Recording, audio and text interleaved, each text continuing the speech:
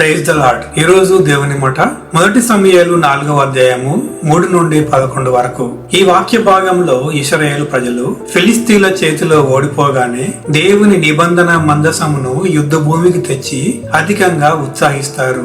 దేవుడు తమకు ఖచ్చితంగా విజయం ఇస్తాడని యుద్ధానికి వెళ్తారు. ఫిలిస్తీన్లు మొదట భయపడినా కూడా వీరోచితంగా పోరాడి ఇశ్రాయేలు ప్రజలను మరలా ఓడిస్తారు. ఇక్కడ ఇశ్రాయేలు ప్రజలు దేవుని చిత్తమును తెలుసుకోకుండా కేవలము దేవుని నిబంధన మందసము తమకు విజయం ఇస్తుందని భ్రమపడ్డారు. మనం కూడా చాలా సార్లు క్రైస్తవ విశ్వాస ఆచారాలు పాటిస్తూ దేవుడు ఖచ్చితంగా మన ప్రార్థన వింటాడు అని భ్రమపడుతుంటాము. కానీ దేవుడు తన ఆజ్ఞల ప్రకారము ఎవరు నడుచుకుంటున్నారో చూస్తాడు. కానీ నామమాత్రంగా బైబిల్ చదువుకోవటము, మందిరానికి వెళ్ళటము, మొక్కుబడిగా ప్రార్థన చేసుకుంటూ దేవుని ఆజ్ఞలు పాటించకుండా మారు మనసు లేకుండా కొనసాగే క్రైస్తవ జీవితంలో ఎటువంటి ఆత్మీయ విజయాలు మనము పొందుకోలేము. కాబట్టి ఆచారాల కంటే కూడా ఆయన ఆజ్ఞలు పాటించడము ముఖ్యము, మారు మనసు పొందుకోవటము అతి ప్రాముఖ్యము. పరిశుద్ధాత్మ దేవుడు తన నడిపింపును మరింతగా మనకు అనుగ్రహించునుగాక.